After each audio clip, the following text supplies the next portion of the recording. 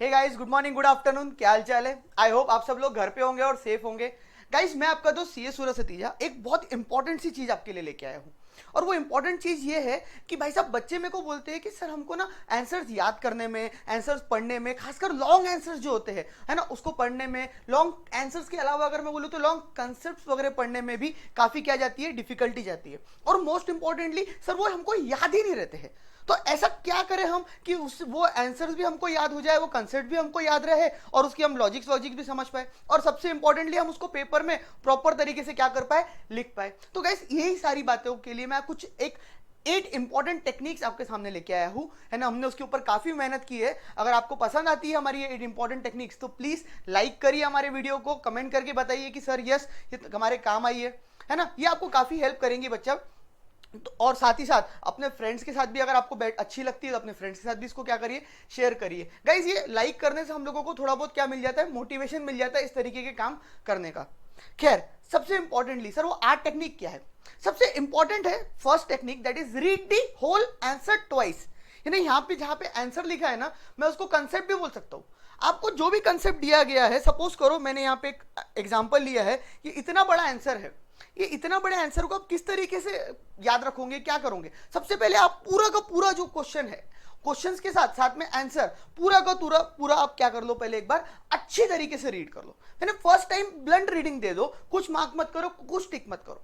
उसके बाद जब आप सेकेंड टाइम पढ़ोगे तो उसके अंदर से आप नोट्स वगैरह बना लो। मतलब यहाँ पे मेरे को लगता है कि ये सेक्शन नंबर इंपॉर्टेंट है, ये मैंने मार्क कर लिया। यहाँ पे मेरे को ये वर्ड लगता है ये इंपॉर्टेंट है, तो मैंने इसको यहाँ पे क्या कर लिया, मार्क कर लिया। तो जो मेरे को इंपॉर्टेंट कीवर्ड्स लगते हैं, है ना, जो भी मेरे को कीवर्ड्स इंपॉर्टेंट लगते हैं या इसके रिगार्डिंग जो भी मेरे को इंपॉर्टेंट वर्ड्स लगते हैं, उसको मैंने क्या कर लिया, हाईलाइट कर लिया। तो पहले मैंने क्या करा, फर्स्ट रीडिंग में पहले रीड कर लिया, लेकिन सेकंड रीडिंग के टाइम पे, मतलब 2 बार रीड करना जरूरी है। सेकंड रीडिंग के टाइम पे आप उसको क्या कर लो, उसके अंदर के कंसेप्ट, उसके अंदर के कीवर्ड्स वगैरह क्या करते चलो, मार्क करते चलो। ये आपने कर दिया आपका पहला काम। दूसरे काम की अगर मैं बात करूं तो आपको वो आंसर का, मतलब आपने 2 बार रीड कर लिया, आपने इंपॉर्टेंट पॉइंट्स मार्क कर लिए, अब आप उसको अपनी लैंग्वेज में, अच्छा सबसे इंपॉर्टेंट बात क्या होता है ना, जब हम आंसर्स पढ़ते हैं बड़े बड़े, खासकर वो इंग्लिश में, खास करके हमेशा वो इंग्लिश में रहते हैं, तो कुछ बच्चों को मैंने देखा है कि वो बच्चों को इंग्लिश की वजह से ही बहुत प्रॉब्लम होती है। यानी उनको आंसर समझने में दिक्कत नहीं है, उनको इंग्लिश की वजह से आंसर समझने में क्या जा रही है, दिक्कत जा रही है। तो आप सबसे पहले अपनी मातृभाषा, Hindi, Punjabi, Marathi, Sindhi, what ever will be, आपकी जो भी लैंग्वेज है उसमें आप उसको क्या कर लो, आंसर को कन्वर्ट कर लो। यानी आप अपनी लैंग्वेज में उसको क्या कर लो, कन्वर्ट कर लो। और उसके बाद आप मोस्ट इंपॉर्टेंटली वो आंसर का क्या समझ लो, लॉजिक समझ लो। यानी आप बात समझो यहाँ पे मेरी, आपने आंसर तो पढ़ लिए, लेकिन आंसर पढ़ने के बाद आप लोगों को उस आंसर का लॉजिक समझ में आना चाहिए। और मैं तो ऐसे ही करता था, मैं अगर अपनी बात बताऊं तो जब मैं पढ़ता था तो कोई भी आंसर को पढ़ने का तो उसको अपनी लैंग्वेज में कन्वर्ट कर लेता था। एक बार मैंने अपनी लैंग्वेज में उसको कन्वर्ट कर लिया तो मैं वो आंसर के साथ, वो कंसेप्ट के साथ काफी कंफर्टेबल हो जाता था। और जब मैं उसके साथ कंफर्टेबल हो गया तो उसके पीछे के रीजंस, उसके पीछे के लॉजिक्स, ये सब समझने में मेरे को क्या मिलती थी, काफी आसानी होती थी। यानी ये सब समझने में मेरे को काफी क्या होती थी, आसानी होती थी। उसके बाद, अरे गेटिंग माय पॉइंट? तो लॉजिक समझने का मतलब ही है पहले आप उसको अपनी लैंग्वेज में कन्वर्ट करो, उसके बाद उसके ऊपर अंदर का इंटरप्रिटेशन, रीजंस वगैरह क्या करो, आप समझो। ये आपको काफी हेल्प करेगा। यानी अगर मैं यहाँ पे बताऊँ तो आपको लॉजिक समझने के लिए एक और चीज इंपॉर्टेंट हो जाती है कि हम क्वेश्चन में पूछा क्या गया है, पहले तो यह कंसेप्ट किस बारे में है उसको ज्यादा हाईलाइट करें। मतलब अगर यहाँ पे अगर वो कंसेप्ट पूछ रहा है कोई पर्टिकुलर पॉइंट से रिलेटेड, वो पॉइंट क्या पूछ रहा है, वो कंसेप्ट क्या है, तो पहले उसके बारे में हम क्या करें, चीजें अच्छे से समझ ले। तो ये हो गया लॉजिक समझने वाली बात। तो 2 पॉइंट हो गए, पहले रीड कर लो 2 बार, उसके बाद लॉजिक समझ लो, अपनी भाषा में उसको कन्वर्ट कर लो, ज्यादा बेटर रहेगा। अब सबसे इंपॉर्टेंट वर्ड आ जाता है कि वो जो कंसेप्ट आपने समझे या वो जो आंसर आपका है, उसको आप ना अपनी ओन लैंग्वेज में जैसा आपसे बन पड़े वैसा आप लिख के देखो, लिख लो। अब यही सबसे इंपॉर्टेंट मैं बोलूं ना, यही बच्चे मार खा जाते हैं। बच्चे पढ़ तो लेता, एक बार का लॉजिक भी समझ लेता, लेकिन वो कभी अपनी लैंग्वेज में उसको लिख के नहीं देखता। और यही थोड़ा सा फर्क कर देता है बच्चे, आपकी पढ़ाई में जो खामी आ जाती है ना, जो आपको पेपर में दिक्कतें आती है ना, ये सबसे इंपॉर्टेंट पॉइंट है उसके। अब लिखो उसको अपनी अपनी राइटिंग में उसको लिखो, एक बार आपने उसको लिख ली अपनी राइटिंग में, अपने ओन वर्ड्स में आपने उसको एक बार आंसर को लिख लिए, तो आपको बहुत आसानी से वो पॉइंट्स क्या करने में हेल्प मिलेंगे, आगे चल के रिकलेक्ट रिकॉल करने में हेल्प मिलेंगी। समझ में आई बात? सबसे बेस्ट टेक्निक है, मतलब मैंने जितनी बार थ्योरी पेपर में ये टेक्निक अपनाई है ना, पहले समझ लो उसके बाद लिख के देख लो, तो वो पेपर्स में मैंने हमेशा क्या किया है, एक्सेल किया।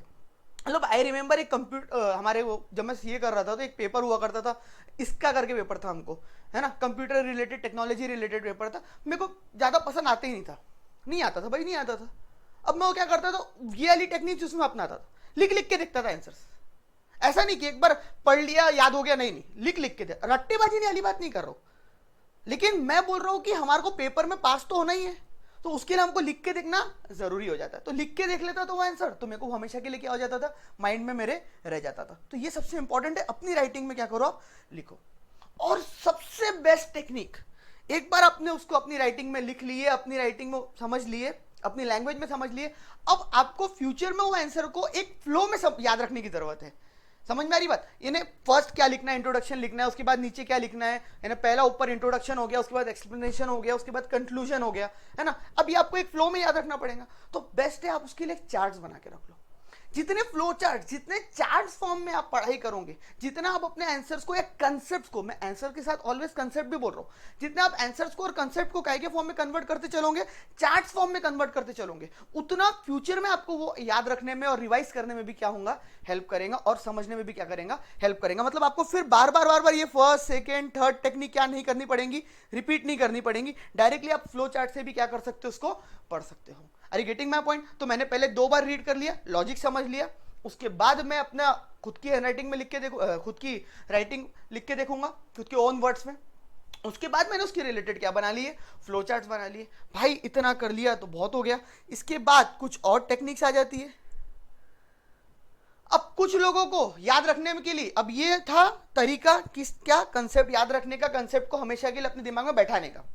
अब लेकिन एक बार आपने ये चारों पॉइंट्स कर लिए, लेकिन इसके फायदे आपको आगे कैसे मिलेंगे, आप इसको आगे किस तरीके से फायदा इस चीज का उठा सकते हो, तो बहुत सिंपल से तरीका है कि कुछ लोगों को याद रखने के लिए कुछ सॉन्ग्स या कुछ स्टोरीज की हेल्प लेनी चाहिए। यानी कोई आंसर को या कुछ कंसेप्ट को या कुछ क्वेश्चन को अपने दिमाग में पिक्चर मेमोरी के तौर पे क्या कर लेना चाहिए, उसको कोई स्टोरी के फॉर्म में क्या कर लेना चाहिए, कन्वर्ट कर लेना चाहिए। मतलब कोई सेक्शन हो गया, कोई कंसेप्ट हो गया, उसको अपने माइंड में। अब देखो कुछ लोग सॉन्ग से फॉर्म में कर सकते, कुछ लोगों को वो तरीका इजी लगता है, कुछ लोगों को स्टोरी से फॉर्म अच्छा लगता है, तो वो स्टोरीज के फॉर्म में क्या कर ले, अपने माइंड में उस कंसेप्ट को क्या कर ले, बैठा ले। तो हमेशा आप वो स्टोरी से उस चीज को क्या करोगे, रिलेट करोगे। मतलब ये चीज मैं 12th में करता था अपने, और साथ ही साथ सीए की प्रिपरेशन में भी काफी करता था ये मैं। मतलब कुछ जो मैनेजमेंट रिलेटेड सब्जेक्ट होते थे ना, उसको मैं एकदम इमेजिन कर करके देखता था कि सर मैनेजमेंट से रिलेटेड सब्जेक्ट है, तो मैं देखता था कि एक बोर्ड रूम बना हुआ है, वहां पे मैं ऐसा, मैं बैठा हूँ, 4 लोग और बैठे हैं, है ना, तो ये क्या कर रहे हैं। मतलब समझाने का मतलब उतनी डिटेल में नहीं जाऊंगा, पॉइंट इज दैट आप पिक्चर मेमोरी जितनी क्रिएट करोगे ना, उतना ज्यादा आपको क्या मिलेगा, फायदा मिलेगा। अब ये कुछ पॉइंट है कि भाई अब क्या होता है, कई बार कुछ कंसेप्ट रहते हैं, कुछ आंसर्स रहते हैं, उसके अंदर क्या होता है ना कि मेरे को 10 पॉइंट दिए हुए हैं। अब ये 10 पॉइंट्स के अंदर मेरे को 7 से 8 पॉइंट तो अच्छे से समझ में आ गए, लेकिन जो 2 पॉइंट है ना, ये 3 पॉइंट है ना, ये मेरे को बड़ी तकलीफ दे रहे, ये मेरे को समझ ही नहीं आ रहे बराबर, या मैं इसके ऊपर इसकी वजह से ना पूरा का पूरा आंसर क्या कर रहा हूँ, भूल जा रहा हूँ। तो समटाइम्स ऐसी एडवाइस मैं देता हूँ बच्चों को कि कभी अगर ऐसा हो रहा है आपके साथ, तो कोई बात नहीं है, अगर वो इतने रिलेवेंट पॉइंट्स नहीं है और आपको बहुत ही ज्यादा हार्ड लग रहे वो, तो आप स्किप कर दो, आंसर लिखते समय भी आप स्किप कर दो। यार बच्चे क्या करते हैं ना, नहीं बोलते मैं वो 2 पॉइंट लिख के ही रहूंगा, अब वो 2 पॉइंट के चक्कर में वो 8 पॉइंट जो उसको अच्छे से आते थे वो भी भूल जाता, वो 2 पॉइंट्स वैसे ही उसको याद नहीं आते प्रॉपर। तो काहे के लिए ऐसा करना। मैं थोड़ी ना बोल रहा हूं आपको आधा कोर्स छोड़ दो, मैं बोल रहा हूं एक क्वेश्चन के 2 पॉइंट नहीं समझ रहे थे, एक कंसेप्ट के 2 पॉइंट नहीं समझ रहे थे, तो उसको अभी बाजू में रख दो। पेपर में नहीं लिख पा रहे हो, पेपर टाइम आ रहा है, नहीं लिख पा रहे हो, बाजू में रख दो, नहीं लिखना पेपर में, कोई दिक्कत थोड़ी ना है। ना उस 2 पॉइंट के चक्कर में अपना दिमाग और अपनी इतनी ज्यादा एनर्जी वेस्ट नहीं करना, क्या जिसकी वजह से आपको पूरा आंसर में क्या हो जाए, प्रॉब्लम हो जाए। एंड नेक्स्ट इज छोटी मोटी चीजें है कि आप आंसर को क्या कर सकते हैं, स्प्लिट कर सकते हैं, जैसे मैंने यहां पे आपको दिया। अब उस आंसर को क्या कर दो, इस तरीके से पॉइंट्स फॉर्म में स्प्लिट करते चलो, ए बी सी, इस तरीके से आप क्या करते चलेंगे, आंसर को स्प्लिट करते चलेंगे ना अलग अलग फॉर्म में, तो आपको बहुत ज़्यादा क्या मिलेंगी, हेल्प मिलेंगी। मतलब आपने क्या कर लिया, पॉइंट वाइज, पैराग्राफ वाइज, है ना, जैसे आपको हेल्प अच्छा लगता है वैसे आप आंसर को क्या कर सकते हो, स्प्लिट कर सकते हो। Are you getting my point? और सबसे इंपॉर्टेंट, रिवाइज एंड रिकलेक्ट।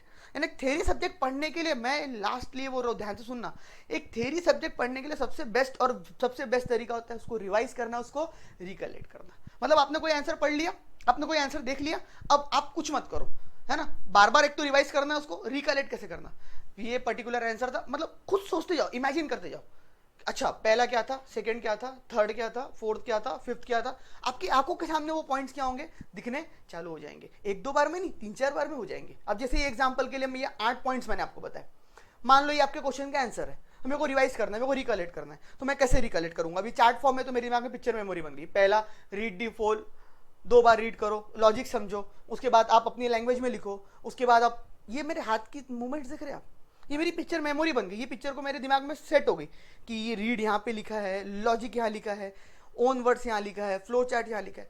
तो बोलने का मतलब है हम साथ में अपनी क्या लेके आ सकते हैं, पिक्चर मेमोरी क्या कर सकते हैं हम यहाँ पे यूज कर सकते। और जितना आप ये रिकलेक्ट कर करके थ्योरी सब्जेक्ट्स को पढ़ोगे, है ना, जितनी बार आप इसको रिवाइज कर करके पढ़ोगे, उतना आपको क्या मिलेगा, फायदा मिलेगा। आई होप आपको ये आपके लिए वीडियो बेनिफिशियल होंगी, आपकी प्रिपरेशन जो अभी एग्जाम्स के लिए आप कर रहे होंगे उसमें आपको हेल्पफुल होंगी। Thank you so much guys, आपको अच्छी लगी है तो लाइक करिए।